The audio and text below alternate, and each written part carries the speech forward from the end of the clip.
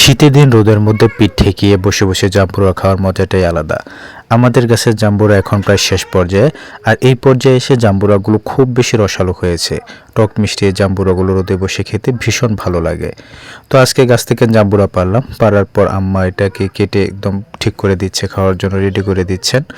তো এইভাবে জাম্বুরাটা কেটে নিয়ে যখন নাকি কোয়াগুলোকে ছাড়িয়ে নেওয়া হবে, তারপর সেটার মধ্যে লবণ, মরিচ আর বিভিন্ন ধরনের মশলা মিক্সড করে যখন খাওয়া হয় সত্যি ভীষণ ভালো লাগে। তো টকের সাথে যখন নাকি মরিচ বা অন্য মশলা মিক্সড করা হয় তখন একটা পেটে গ্যাসের সমস্যা হতে পারে, সেজন্য আমি আর এটা খাবো না, সরাসরি লবণ মাখিয়ে খাবো।